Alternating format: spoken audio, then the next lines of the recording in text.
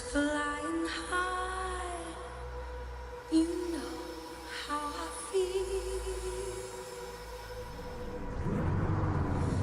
Sun in the sky, you know how I feel. Breeze drifting on by, you know how I feel. It's a new dawn, it's a new day, it's a new life.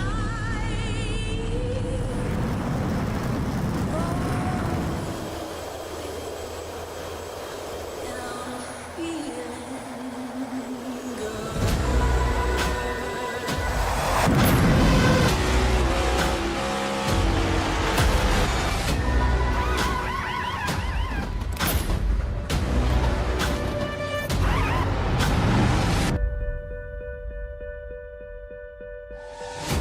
Fish in the sea, you know how I feel.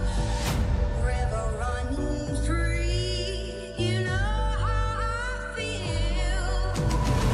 Blossom on the tree, you know how I feel. It's a new dawn, it's a new day, it's a new life.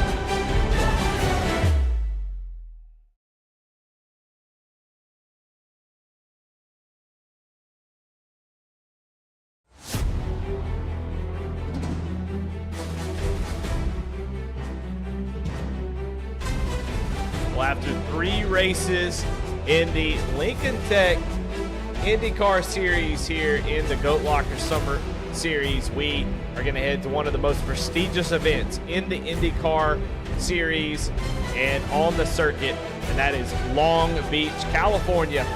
And tonight, they're going to be taking the streets. We're going to hit the street course. I hope y'all are ready. It's going to be a blast, and I think it's going to be a wild one here as we're going to take mainly oval guys. And I know some guys are going to be offended by that, but a lot of oval guys dumping them on a street course saying good luck. Hope you have a great time. And I tell you, it is going to be wild. Looking forward to it. Well, if you've never seen Long Beach, it is a very particular track, a nice and quick street circuit. It only takes about a minute and 10 seconds to get around this thing, and you can see right there all the turns, 11 turns in total, 1.9 miles, depending on what you look like, a street circuit, and those 11 turns in Long Beach, California. Make it a little bit bigger here so you can see just how awkward this track is. It has a lot to offer. And yeah, it's such a unique track. You're going to see how beautiful the track is. I mean, definitely can't beat the scenery at all, but you can see you can see the start finish line there. the long sweeping right-hander into turn number 1.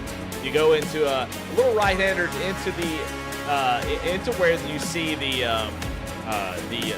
fountain, which will be a major point of this track. Very interesting place to race, and you can see through 3 and 4 into 5 into a long straightaway to a quick 90-degree turn to the left. Another small left-hander at 7 into 8, long back straightaway 9, and then that 10 to the 11 hairpin. That will be a big passing point, and it'll be very, very difficult to turn for a lot of folks. It is. Look how tight that thing is. You got to get this car slowed down if you're going to get through that section and get down the start finish line. So it's going to be it's going to be tough for a lot of guys. It's going to be a lot of, without a fast repair, you're going to see folks without tires. I mean, they're going to just clobber those walls, and so it is going to be a test of endurance. What you can, you're going to have to spend a lot of time practicing. If you haven't, you're in big trouble.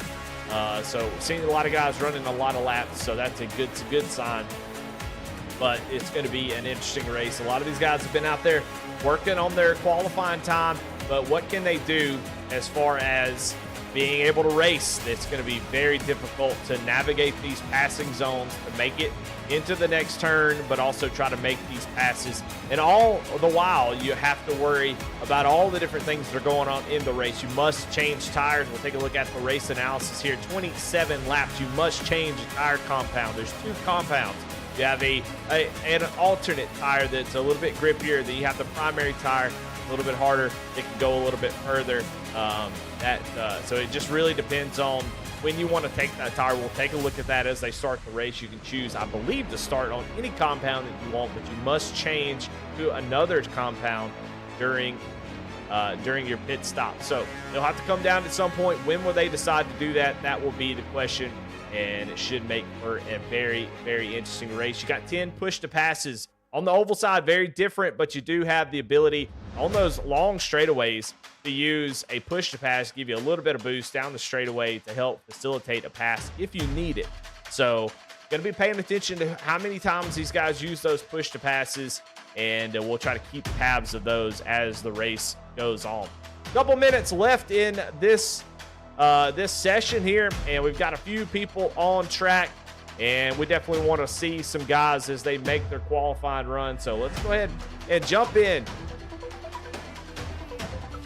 Got Jesse Necula making his qualifying run here out on track, and we'll take a look and see just how difficult. He's on his out lap now, and you can see how quickly those walls come up on you. You have to be careful. He doesn't have that much time, so he might get one flying lap. I think he actually might miss as he's getting ready to take a left-hander into the hairpin. Here's the hairpin. This is the really difficult turn. Look how slow, how close to the wall you get on exit. I think he's going to have enough time for one single lap here into qualifying. It's going to be close.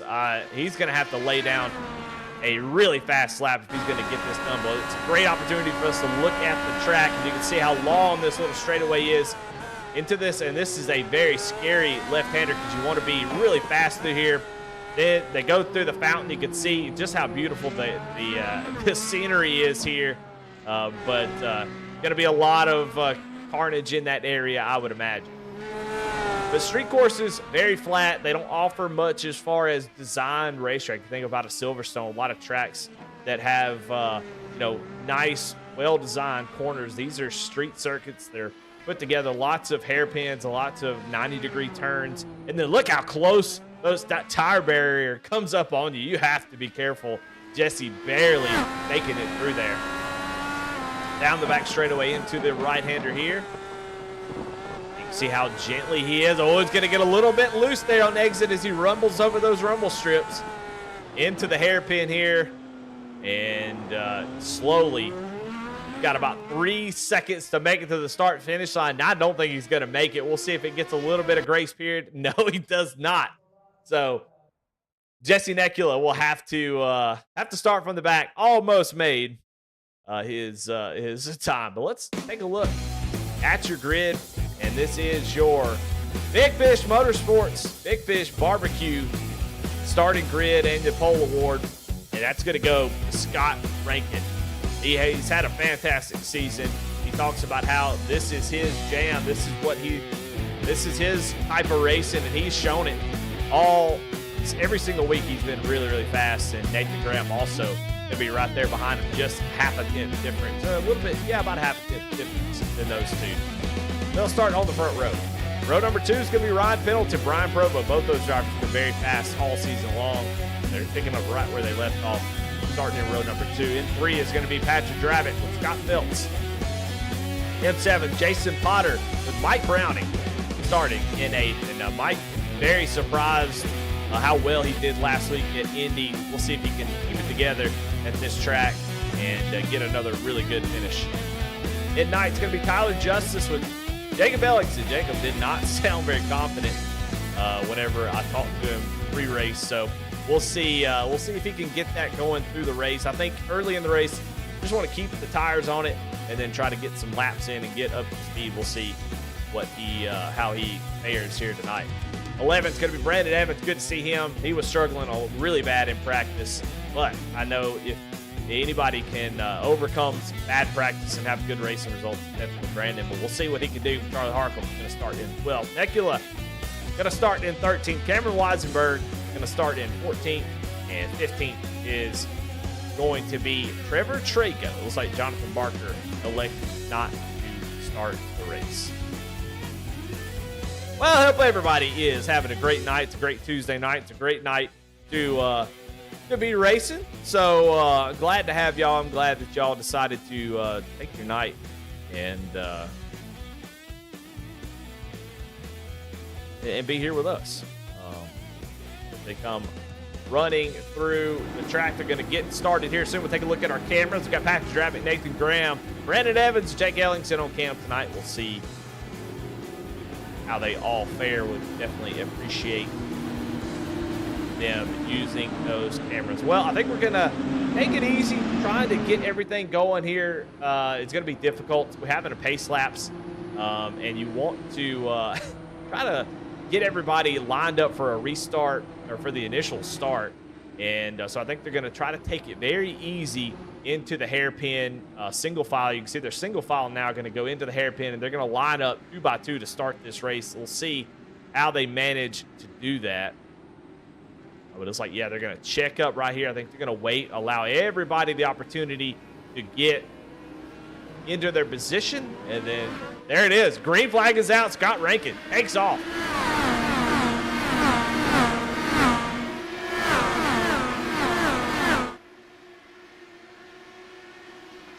And push to pass being used early by Nathan Graham and Scott Rankin. Both of them use it right there on the start as, it looks like Jacob Ellingson has missed the turn there as they all go through it. I hear somebody banging off the wall as they go through the section with the fountain. But Nathan Graham able to take that spot away there as we were kind of watching Jacob Ellingson just drive off the track there. But so far, so good for everyone else. Been able to get away, and clean start for Nathan Graham, who's able to get that pass early.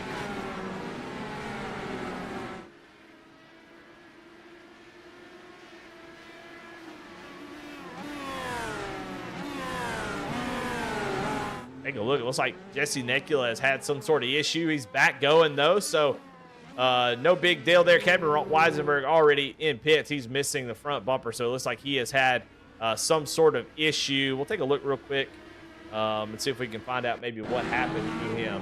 Take a look at your replay here.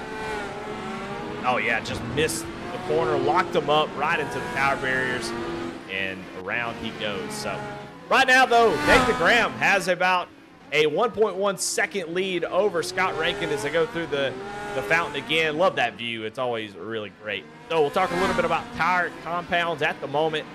These two on the soft tires. I'm going to call them soft and hard. I don't like alternate and primary, but that's what they're technically called, I guess. But we're going to call them soft and hard tires because that makes the most sense. Soft, obviously, going to be faster, but will wear out a little bit quicker.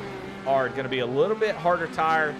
Not as much grip, but will last a little bit longer. So that's what we'll call them here. We're not going to spend any time calling alternate primary. So right now, Nathan Graham, Scott Rankin, your top two are both on those soft tires. And the first driver on the hards is actually Ryan Pendleton started. You can see the white lettering there that indicates that those are the hard tires. So he is going to give up a little bit of speed here early in hopes that he can really make up the difference once he comes down pit road. So right now they're kind of trying to decide what they need to do as far as pit road goes. I don't think there is a specific time that they have to come down pit road, but 27 laps here. It'll be interesting to see what the strategy is for Ryan. Ryan, the only one in the top 10 besides Charlie Harcum to start on the hard tires. So we'll see how that plays out for him. But so far, so good. As you can see, Brian Provo trying to run him down already. And Provo knows that he has to be aggressive here. He's got those softer tires. Need to make use of it. Get in front of Ryan Pendleton. You don't want to give Ryan any breaks for starting on that harder tire. And so far, he's trying to put pressure. He's used one push to pass to try to make it happen. We'll see if he does that here. He does not. So only 10. You're limited on how many you can use in the race. In F1, after the first lap, I think first couple of laps maybe, DRS becomes available. But here in IndyCar, they have and DRS is really just an aero thing, drops the rear wing. But here they actually get a turbo boost, and yeah, you can see the push to pass being used here. So Provo going to use that here down the straightaway. Great opportunity to make that pass and take that position away, and he does with ease. So in the IndyCar, like I said, they had the limited amount of boost. So Provo already down to 8 here in the initial first 4 laps. And but using them correctly. I think a lot of folks use them, what I've heard is use them, to make really fast lap times, especially coming out of pit road.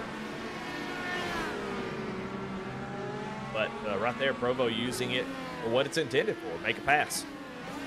Going to take over that third spot. Brandon Evans, oh my goodness, gets really loose there. He has not had a great start to the race. I mean, he's really struggling to get that. I mean, he's got the wrong wheel. That's Jonathan Barker going off track, it looks like. So Brandon gets at one of those spots back. I think he's been in the wall maybe a couple times, so I don't know if that car is handling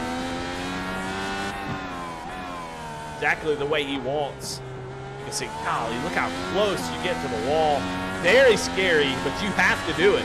You can't dilly-dally around that corner. You got to give her all she's got if you're going to make some speed, and you got to get all of it you can. You can see being very aggressive on the gearing, trying to get as much power down as he can. But just had a really tough couple laps, a couple incidents he's had so far.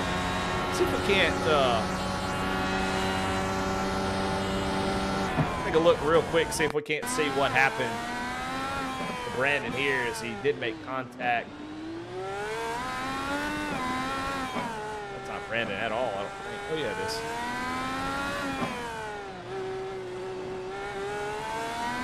I don't see any issues there. Oh, you can see it just made some contact right here. We'll see if we can. My goodness, he's had a bad couple little corners here. Watch here on this replay. They're going back to see what happened to Brandon Evans, who just kind of blows that corner. He has to back up and get back into it.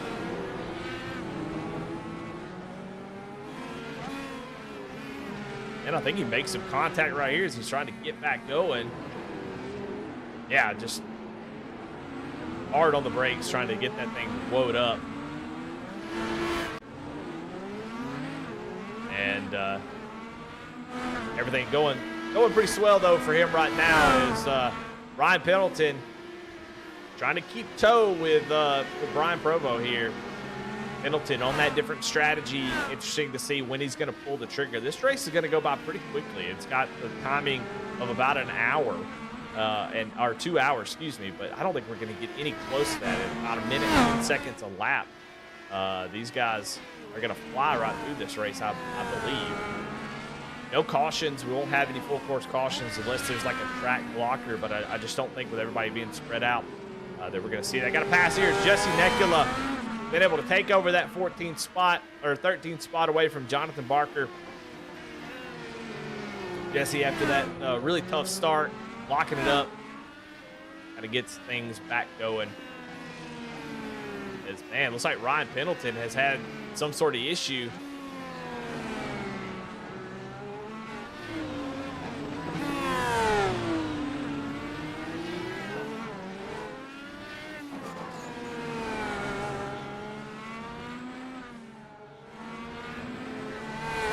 Trying to look back through and see what happened, but yeah, I'm not really sure what happened to Ryan, but he had some sort of issue. It looks like he was right behind Provo, but now is about second back. As far as lap times, Nathan Graham and Scott Rankin are kind of going back and forth at the moment, and Graham right now is just laying down a blistering pace. Let's go on board with him and see what this fella's doing. He seems to have it all figured out.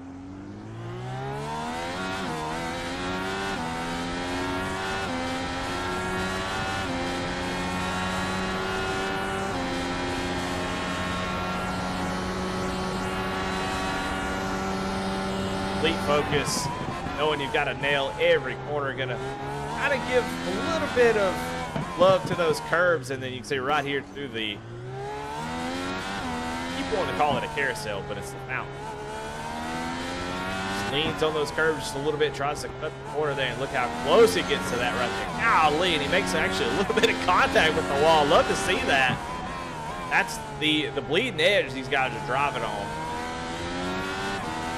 Just one mistake, a little bit too much entry speed, lock up the front, you're right into the wall. It does not take much, and your race is over. And these guys have to do it for 27 laps at the pace that they're running right now. I mean, Nathan Graham, the only one still in the 109, so he is laying down some incredible lap times. But you just see the risk that he's taking. And I say risk as everybody's taking the same risk, which is every single lap, if you're going to be competitive, you're going to have to push those track limits. They can bite you in a heartbeat. So right now, though, Nathan Graham got everything going his way. He's 2.4 seconds ahead of Scott Rankin. Scott Rankin, though, is starting to close in just ever so slightly as they continue to pull away from Brian Provo about 0.2 a lap. Provo's been able to get around Pendleton and kind of scoot away, but Rankin just about a tenth faster every single lap. So he is trying to reel in Nathan Graham after something must have happened, because Scott Rankin got a great jump here on lap 1 and then lost the lead there. We were kind of watching the whole field go. So it's a little mistake from Scott Rankin, and now he's trying to make up for it.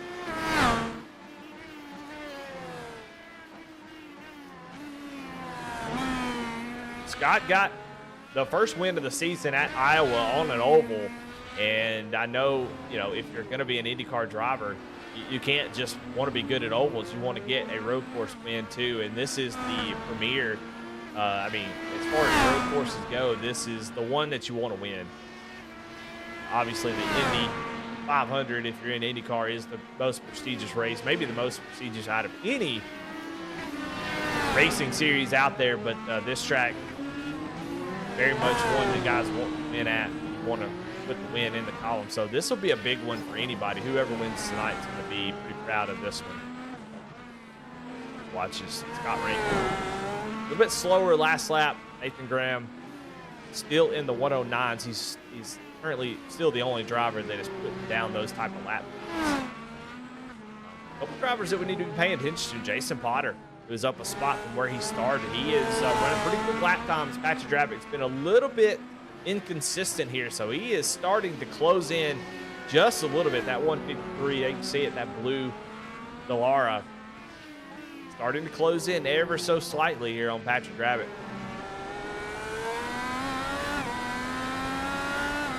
It's such a cool track.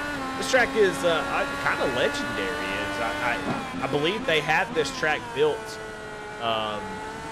early on in iRacing. I think it was one of the first promotional tracks that they had. As you can see them going through the hairpin. Just look how difficult that is. All the way, turned all the way over. Such an awkward hairpin. But yeah, iRacing has had this track made for a long time and just never released it for whatever reason. and finally released that thing maybe a few years ago, I think. But cool to see it finally on iRacing. Cool to see this fountain here. I mean, just really cool details that they've been able to put into this track, and I know they definitely updated it, made it a little bit more modern. So really, really cool. Jason Potter still hunting down Patrick Drabick. Gap now down to 1.1 seconds, so he is definitely putting in the work. As it looks like Brandon Evans has called it quits after like maybe contact with the wall. We can go back and see what happened to him. As you can see, he is slow on the track. Not sure what happened to him.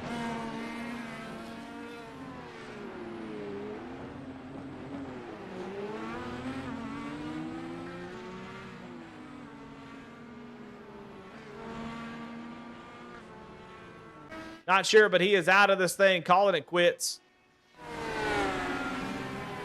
So that is 3 drivers that was out of this race. Brendan Evans, Jacob Ellingson, and Scott Phelps have all retired from this race. Cameron Weisenberg is on pit road, I think.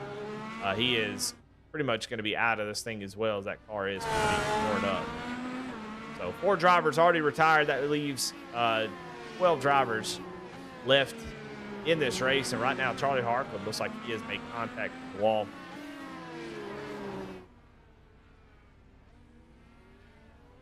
See that 13, that red number 13, that is Charlie Harkland, and he is all torn up. So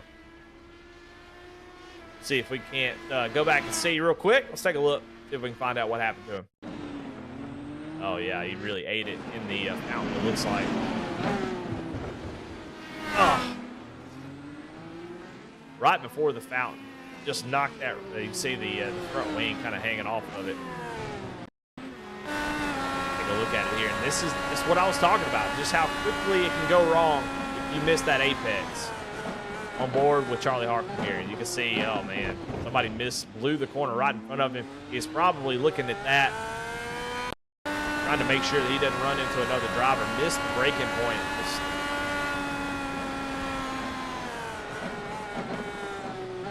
Turns in late. That's all she wrote for Charlie Harkland.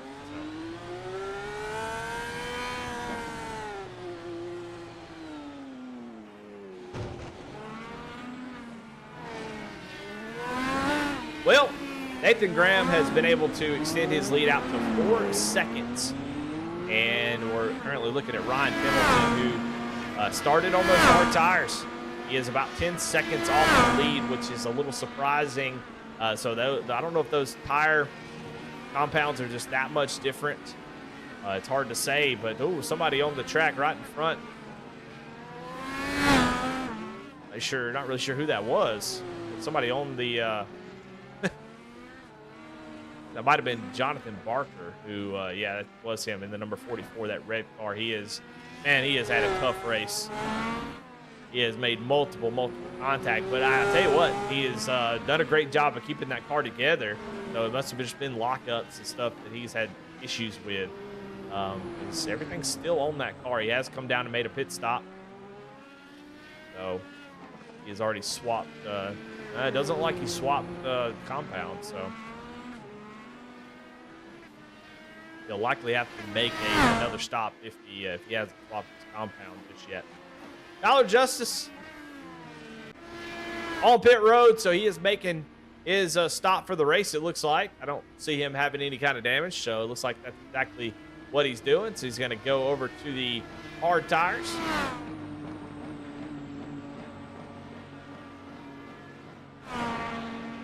And then Brian Provo now gives up 3rd place. Going to come down pit road here on lap 14. So cutting it right in half. We'll see what Ryan Pendleton's decision is here. As you can see, looks like Jonathan Barker up front is coming down pit road too. So Brian Provo going to come down in that gold and black.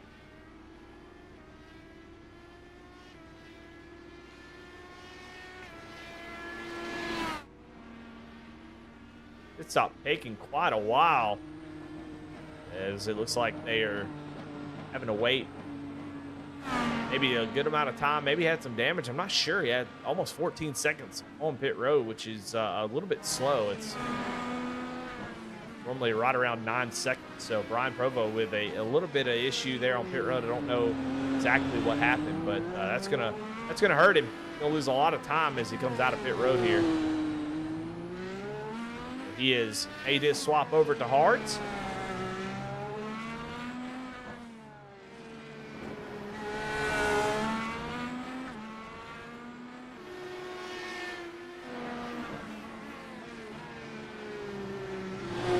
But up front, still Nathan Graham here on lap 16. The strategy here at IndyCar is a little odd to me. I don't know if I completely understand it because they have to make. I'm not really sure, just like in real life. But in this particular race, strategy is pretty interesting because I would think at this rate that Nathan Graham's going, he is lightning quick right now, and as the fuel continues to burn off, I feel like the times are only going to kind of stabilize for him. So there's really no need for him to come down at the moment when he is still lapping quite a bit faster than everybody else. Although Ryan Pendleton is starting to close that gap here as he's able to maintain those times maybe a little bit longer with those harder tires. So it's starting to stabilize. However, Pendleton is 10 seconds back. But here we go, Scott Rankin coming down pit road. He's going to swap over to the hards. And we're going to see how this thing is all going to play out. But I think, Nathan Graham, I'd be interested to see when he decides to come down, still lapping just about faster than anybody else on the track. Stay out as long as you need before you put those hards on. Scott not quite make it into his stall, but has to roll forward just a little bit, go in, then jack up the car, swap it over to the hard. That's about the right stop right there. Comes out with about 8.4 seconds. Trevor Trago also coming down pit road actually gives way to Scott Rankin as we have 7th through 9th, or 7th through 10th actually a lap down. So they're already starting to lap folks as Trevor is running in the 9th position. He's going to come out of pit road. Scott Rankin going to blend in 5th spot. So Provo, Mike Browning, a little bit longer on their stops. So I don't know if maybe they had wing damage, and that it seems to be about the same amount for Trevor, Mike Browning, and Brian Provo. So they might be changing their wing out with a little bit of damage. But Nathan Graham going to come down pit road here, give up the lead. And no, Ryan Pendleton is coming down as well. So it's possible that Nathan Graham could retain the lead even after making his stop. See if Patrick Dravic stays out on the track. So Patrick is going to stay out. So Nathan will lose the lead for now. Dravic going to go out front. Still is yet to make his stop.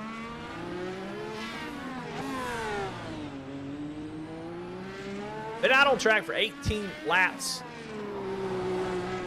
And so now I think this will be the really interesting point. As you can see, push to pass getting used. Scott Rankin uses one on his out lap. And he talked about that last week, said, once I hit pit road, I'm coming out. I'm going to use those push to pass pretty religiously.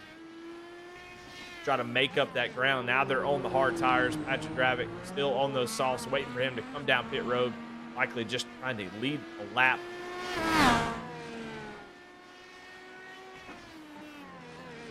you can't somehow come away with an overcut. So now I think the big interesting scenario here is what Ryan Pendleton's able to do. Ryan obviously very good at road courses, very good in these cars. I think that's going to be very, very interesting. It's going to take a couple laps for these tires to come up to pace. See, Dravic stays out on the track. Yet again, going to keep that lead. I mean, he can go for as long as he wants. He just has to make that pit stop. So I think their fuel is, I don't know if they can make it all the way to the end, but he can run as long as he wants until he decides to come down and make the swap. So we'll see what Dravic decides to do. Ryan Pendleton starting to put the heat down. Go on board with Ryan.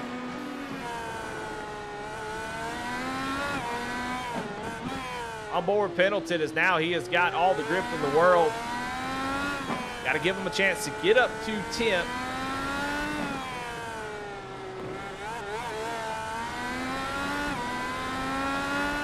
We can start laying down lap time. Scott Rankin, last lap of 109.7. Again, we'll see what Ryan Pendleton does here.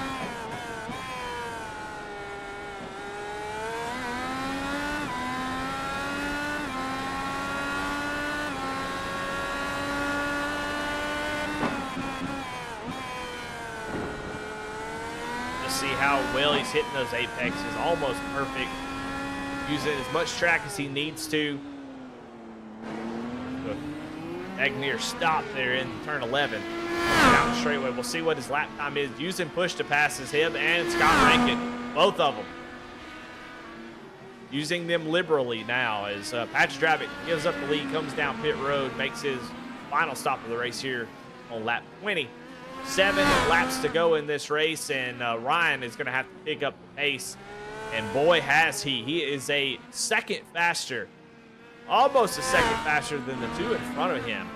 And with just 7 laps to go, even if he was able to maintain that, it's going to be very difficult for him to catch the leader, Nathan Graham. But Scott Rankin definitely in his sight. You can see Scott going around right there, and then there's Ryan. So Ryan has the tire advantage. Ooh, I don't know if he made a little contact there or not. I heard a little hit, but we'll see if he's able to run down Scott Rankin. He's a 3.5 seconds back from Scott. And he does have 2 extra push to passes if he needs them. Nathan Graham, though, continues to put down heaters as he is pretty much dominated this race from drop of the green flag. After that first lap, he has not really looked back, and it does not surprise me one bit. It seems like this league was just built for some folks, and they're definitely the ones that are in this top 5.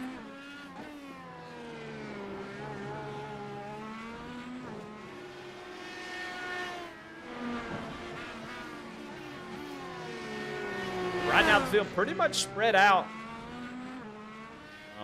Really, the only driver that's close to another driver is Jason Potter, still trying to run down Patrick Dravick here, as they're both now on the hard tires. My goodness, it's crazy to watch from this view because everything just comes at you so fast. It's a relatively, I think, a shorter street course, but just all types of corners. Look just how difficult that off-camera turn is right there as he's trying to run down Patrick Dravick.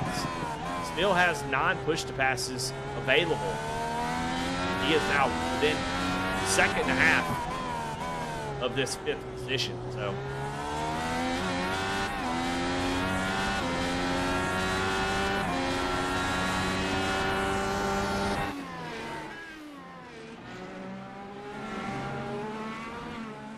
both these guys on the same tire compound, so it just comes down to lap time and how well you're able to navigate this track. And I'm going to be honest with you, with only 5 drivers out of this field, I'm actually very, very impressed with how these guys have driven here tonight. This is a tough ask to go from a NASCAR, a NASCAR focus. They run trucks, ARCA, and Next Gen, and sometimes the Gen 4. I mean, a very NASCAR-focused league. And to jump into the IndyCar and have these guys battle it out, have these exciting, battles, races, in just these 4 weeks, it's actually been really, really impressive. These guys put it on a show. They make it easy for me, and still really good turnout. I was a little bit worried that folks would be kind of scared off from Long Beach, but a big, healthy 15-plus car field. For a sort of a foreign car and a foreign track, some of these guys, it's really impressive to see what they're being able to do. Jason Potter slowly but surely trying to catch up to Patrick Dravick right now. It is all about Ryan Pendleton and Scott Rankin. It is now down to just over a second, and Ryan Pendleton is on the hunt.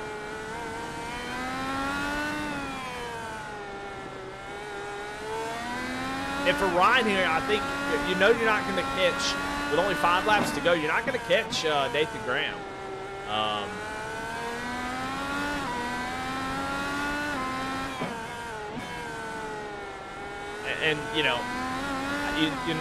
it's hard for me to say, as Jason Potter has had some sort of damage, as he has had a tough little deal. Go back and see if we can see what happened real quick. Oh, yeah, spun sideways here. Trying to catch up. You can see an opportunity. And just gets on the gas a little bit too much. Half spin.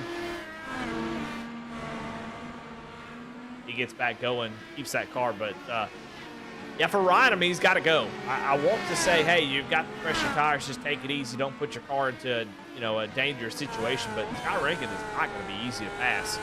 He is very good, and these passing zones are difficult. They're now down to just 5 and 4 push-to-passes. 5 for Scott Rankin, and now 4 for Ryan Pendleton. So Ryan is now at a disadvantage for that. So Scott's going to have one that he can defend with. And with just 3 laps to go, it is going to be just an amazing race between these two. I can feel it. And passing is not easy. It's there's a couple passing zones, but there's not much. So Ryan's going to have to get there and then wait for Scott to make a mistake or just, kind of send it. There's just not a whole lot. Those 90-degree turns, these turns like that's right here, there's just nowhere to pass.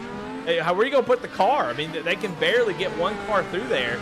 So he's really going to have to be smart by using that push to pass. And both of them right here use the push to pass at the same time. And that's going to negate Ryan's. It's going to make it very difficult for him to make a pass. And you can see just not able to get close enough. But now Scott Rankin not using push to pass as an offensive tool, but as a defensive tool. I think we're a little bit behind, as I believe Pendleton is going to make that move, and we'll watch it. Going to just stay here. You see Ryan all over Scott Rankin, and look how close they are. Going to get to the inside.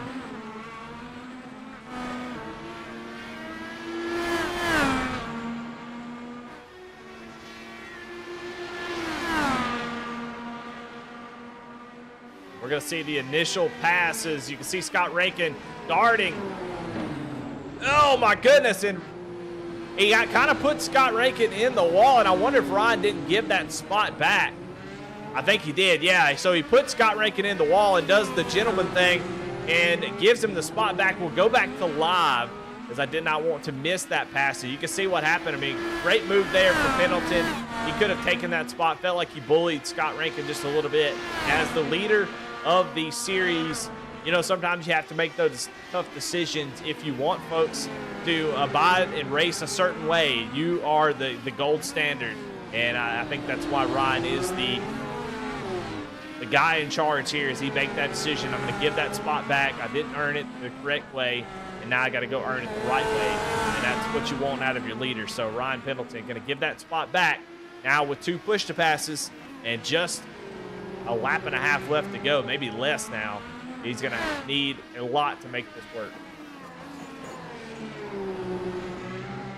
He is right there on him, as Scott Rankin did not have a great run through that corner. And Pendleton is there as they're guarding the inside. Pendleton, they're both using the push to pass. Pendleton is going to try to go to the outside, and he's going to miss it. He tried it. He sent it in there trying to make that spot and could not do it. And Pendleton going to fall into the grasp of Brian Provo, who is now to his back bumper.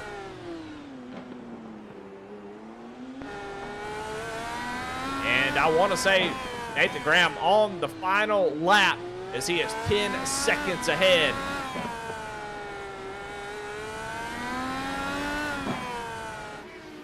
And watching these two, Provo able to get around Ryan Pendleton. I don't know if Ryan has some damage, but he was definitely struggling there. But Nathan Graham going to drive through this last section.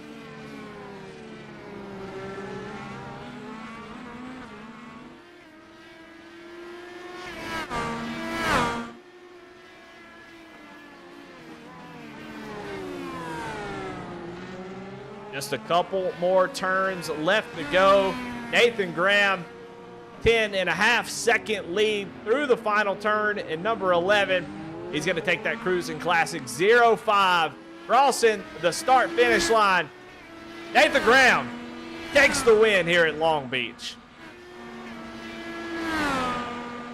Scott Rankin, after that amazing battle between him and Ryan Pendleton, able to hold off Ryan Pendleton. He will come home in second. And then Provo, who is going to be sort of a beneficiary of Ryan Pendleton locking it up there. Just a great sin by Ryan. He had to do something to make it happen. What's the difference between third and fourth?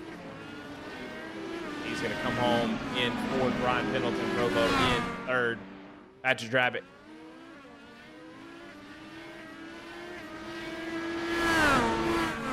Come home in the fifth position. So a top five for Patrick Drabick. Really, really good run. That'll do it. Nathan Graham, your winner here tonight. That was a fun one. I like that. Well, let's take a little break. We'll come back for your results, and then we will talk to these drivers in the post-race show. We'll be right back.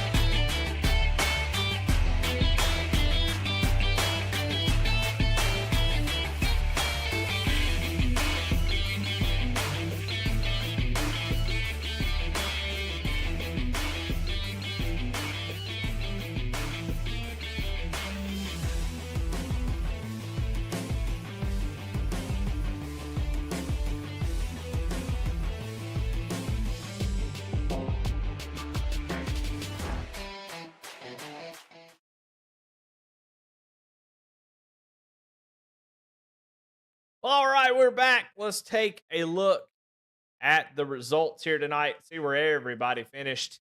And man, Nathan Graham started second, got that lead early, and never really looked back. And I tell you what, while we have a little bit of time, let's go back to the start of the race and let's watch what happened there between those two drivers as we go ahead and pop on out of here. And we'll try to get it up on the screen.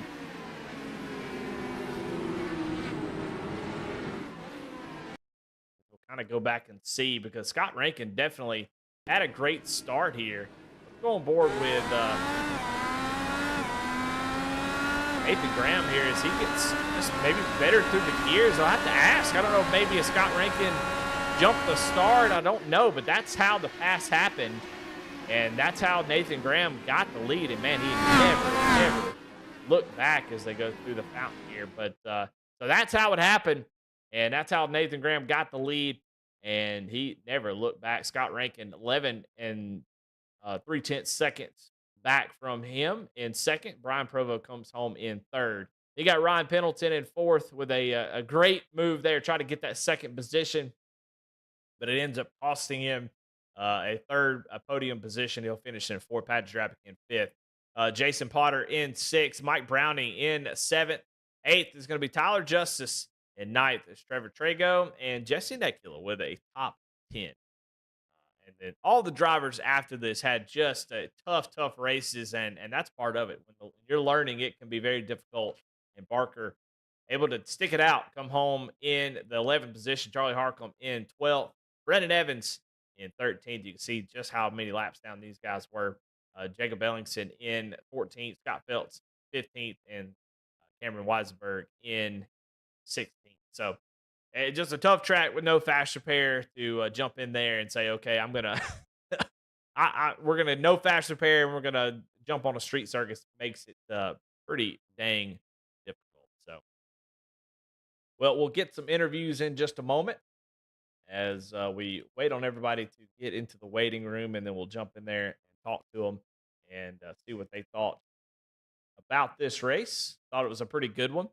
And I'm hoping y'all are enjoying the IndyCar. I'm enjoying it. It's definitely new and interesting to me. So I'm excited to do more of these. I think it's pretty awesome. So Well, let's get Nathan Graham in here. I think this is him. We'll pull him up into the booth. And Nathan, this is Eddie in the booth. You got a copy?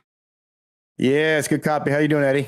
Man, doing good. Hey, awesome race. You were able to get by Scott Rankin there at the start, and then you just never look back. You seemed like you had really good speed. But for a lot of us that are watching, maybe even me, street circuits are definitely a new thing.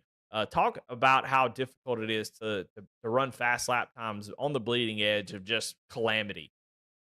Yeah, that's basically what this track's about is weighing your options between pushing more past the limit or hitting the wall, or not pushing past the limit and going kind of slow. So you kind of constantly weighing your options as you're driving it, and as the tires change, you have to obviously pull back a bit. But it's a fun track to drive. It's of course to lap. Tough to pass on though. In the beginning, I think Scott just gave it to me because I believe he went before the green and maybe realized that. So he kind of lifted. So I was able to get by him going into turn one. Well, once you got the lead, you never look back. I mean, you still have 8 push to pass left. I used one early on the first lap, and then after that, just one maybe after you came out of pit road. I'm not real sure. So Yep. you didn't really need that. You were out by 10 seconds. I mean, just kind of cruising there. But once you get out that far, how much do you kind of back it down? You're running maybe 95% at the beginning of the race, especially on the softer tires. How far do you back it down when you're at maybe a 10-second lead? I definitely backed it down. I mean, in the beginning, when I was just pulling a tenth or two per lap, I was pushing. Scott was right behind me.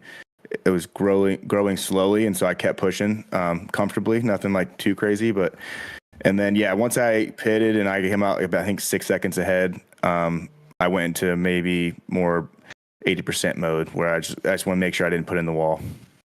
Yeah, but it's a quick way to exit a fantastic race. Well, Thank you. this IndyCar series is very interesting. To be able to get a win on the road courses. I mean, no surprise to see you very good at the road courses.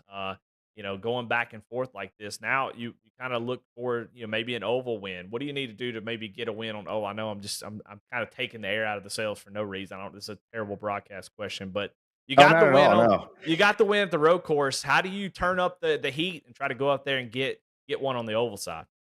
Well, the first thing for oval would be to finish. So both ovals, I've not been able to finish. Just kind of had some bad luck. So hopefully this next oval will get some better luck and keep it clean and get to fight for the 1, 2, or 3. Yeah. Well, hey man, a great race. I mean, you're unchallenged the majority of the race. Just congratulations on that win. You definitely earned it. It's a great one, I think. I'd be one that I'd be proud of. I like Long Beach a lot. It's probably one of my favorite street courses. So congratulations on getting that win. And man, who you got to thank? Yeah, thanks, Eddie. Well, first, thank you to you. Awesome broadcast. Thank you to Goat Locker Racing for putting this on. It's awesome what they're doing for the veterans. I want to thank the Lincoln Tech for putting so much money into this, giving out all the different builds and stuff to veterans, just helping everybody out. There's a long list of other sponsors that have been helping out with NVETS, Relevant Sound, Jam Printing and Promotions, Cruising Classics, Indiana Department of Veteran Affairs, Alexander PCs, Right Now Roofing, Sim Motion, Next Level Racing, iRacing has been awesome to coming on board too, and Big Fish Barbecue. And then last but not least, my little team, Part-Time Pros. There you go. Well, there you have it. Your winner, Nathan Graham, dominant here tonight. Didn't lead every single lap, but pretty much every one of them. 26 out of 27. You can't really beat that. Congratulations, Nathan. Thanks, Eddie. Well, all right. Well, we got to move on to our second place finisher, Scott Rankin, who had a fantastic start to the race and, maybe jumped the start a little bit and did the right thing. We talked about Ryan Pendleton doing the right thing, saying, you know what, maybe I didn't make that pass properly. Scott Rankin doing the same thing. But, Scott, that move might have cost you the race. I don't know. But still, a great That second. wasn't intentional. That was not place. intentional, dude. So what happened? This car's got 8 different fuel modes. You have 1, 6, and 7, which are all full rich. 1 to 5 are your oval modes, where 5 is your most saving, and then 6 and 7 are 2 different throttle shapings for road course modes to help you try and build the power nice and smoothly. And then 8 safety car mode. I forgot to put it out a safety car mode on that start. Oh. Well, there you go. Well, okay. Well, I was trying to give you props, and so now we know better. He just had it in fuel saving mode, lose the lead. But honestly, I mean, looking at the way that Nathan was really running there, it was going to be tough anyway to make up the Yeah, I mean, difference. So second place was kind of what you were fighting for there. So Ryan was sort of the wrench in your plan of coming home in second, as he was going to swap to the soft tires. Excuse me. What are your thoughts of him starting on the hard tires versus starting on the softs? well, I mean, when you haven't got track position, you got to do something different, right? The big issue is it's a risk. One of the benefits is when you have a look at the top 4 guys, there's a bit of a gap to everyone else, which is good and bad. Obviously, it means the racing's not all that great, but when you go to tracks like Mid Ohio and Long Beach, Mid Ohio is nearly a street circuit just with the way the track drives. There's very little opportunity to actually get the overtaking done. So in those sorts of races, I did the exact same last time, and it probably was good enough to win the race there because the tire fall off on the soft was actually quite high. So Ryan was going to have to defend. I think I ran hard soft at Mid Ohio and then just messed up with the cornering and other issues as well. So, but it would have been interesting for me to do the flip flop strategy. But when you haven't got track position, and the other thing is when the field is so condensed like that at the start, the hard's actually the better racing tire for the start of the race. If you haven't got track position. And the reason for that is if you're in a pack, you literally cannot show the speed on the soft. So basically, you're burning off speed that you could potentially show later with an undercut on the moving to the soft a little bit earlier, jump 3 cars because you're just, a second and a half a lap faster, basically. So, yeah, look, I mean, it was the right strategical call for Ryan 100%. The battle was epic. It was clean. He gave the position back. He actually shouldn't have given that position back. That's a legal move by IndyCar standards, but he felt bad. So. Well, we talked about setting standards and being the leader, the admin for the league. Made a good set a pretty good standard there. Gave that up, but continued to try. But I mean, saw maybe the danger of starting on hards, especially if you're up at the front. He had the tires to make the move. It's just there's not a ton of passing opportunities here, and you had a defensive push to pass there at the end, so you were going to outrun him with push to pass. He was going to run out before you.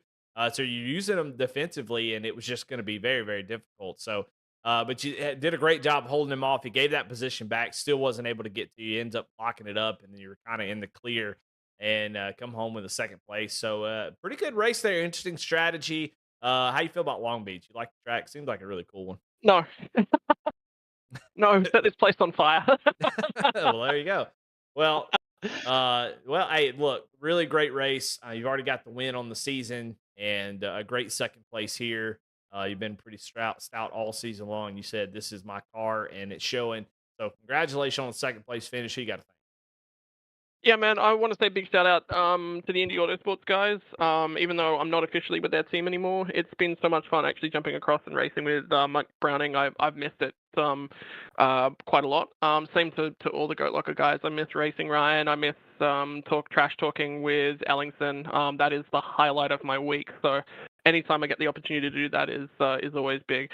I want to say a big shout out to Trevor Trago as well. He is an out and out.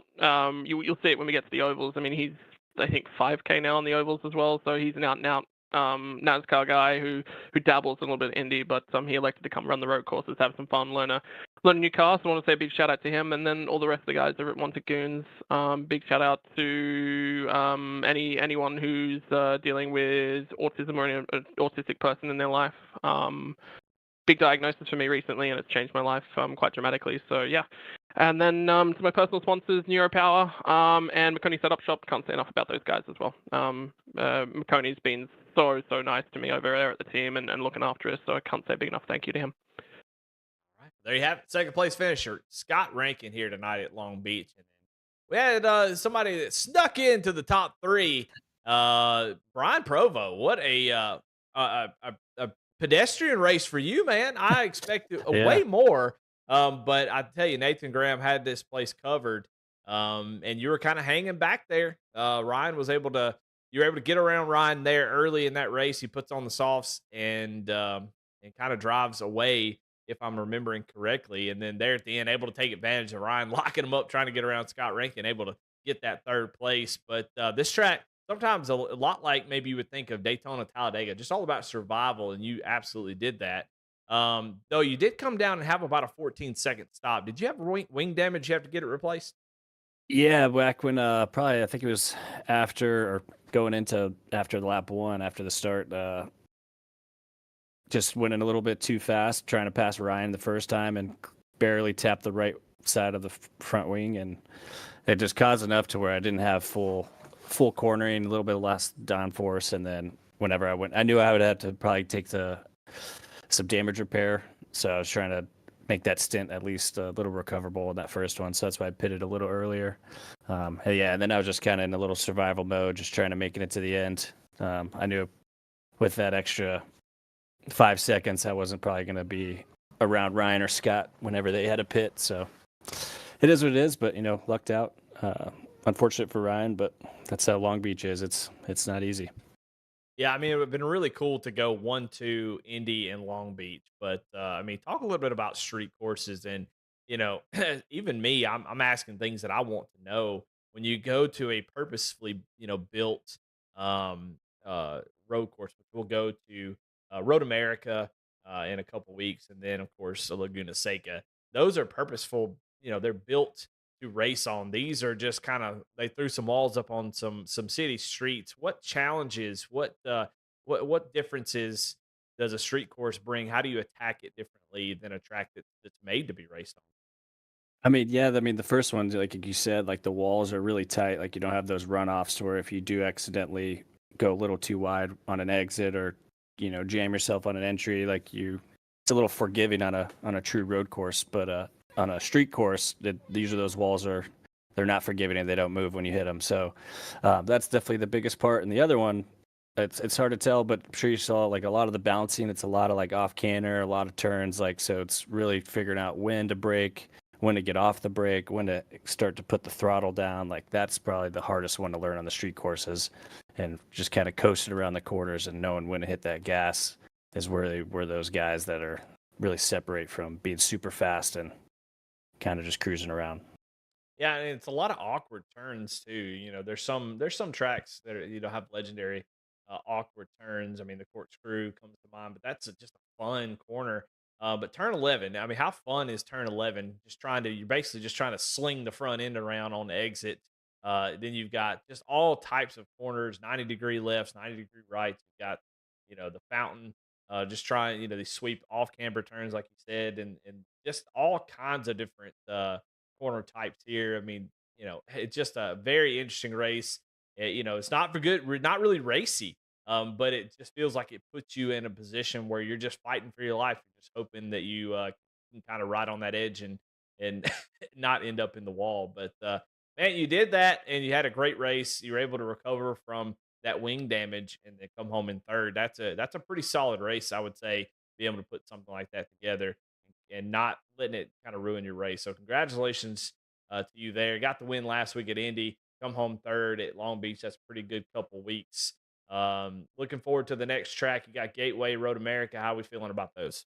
Oh man, I can't wait for Gateway. That's my hometown. So, going back to St. Louis virtually, that'll be awesome. So hopefully do well there, and then can't wait for Road America. Road courses are probably the most fun on Indy cars, besides going super fast at Indianapolis. But yeah, Go. can't wait. All right. Well, third place finish for Brian Provo. Congratulations, man. And as always, who you got to thank? Yeah, I mean, big shout out to Lincoln Tech. They're the ones that are funding this series for us and letting us be able to race and have you talk to us and give it to the fans out there. And then InVets, Relative Sound, Jam Printing and Promotions. Big shout out to Cruising Classics out in Ohio.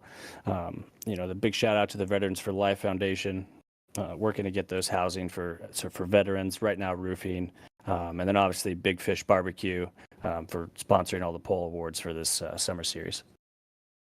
All righty. Well, there you have it. Third place finisher, Brian Provo, here tonight at Long Beach. And that will do it for us tonight, as we will move on and get ready for next week, which will be, man, just a lot of fun at Gateway. What a great track for IndyCar.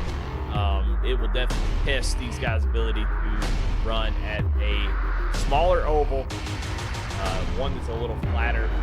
It'll be one that we haven't seen before. It'll be a different style of racing. It'll be a lot of fun. So definitely come out and check that out. It's going to be a good one. Thank y'all for watching. Thank you so much to Lincoln Tech for sponsoring this series. Thanks to all the Goat Locker sponsors, all the partners. I mean, Goat Locker's sponsor list is it is quite extensive now. They have a lot of great partners. They're doing great things. And just had the car show in Indy this past weekend, and man, it went great. Gave out a sim rig to a veteran, and he actually joined the Discord and going to be racing with us, man. How awesome is that? What a way to reach out, take your hobby, make something good out of it. That's what these Goat Locker boys have done, and it's just great to watch. Definitely go look at the Discord. There's some pictures on there. You definitely go check out their Facebook page if you haven't. They've got a lot of stuff on there they show off, and man, doing great work out there. So definitely appreciate them and Lincoln Tech for this series. Ryan Pendleton for putting this on, and we will see y'all next week. Gateway, we'll be hitting the arches. It's going to be a lot of fun. We'll see y'all then.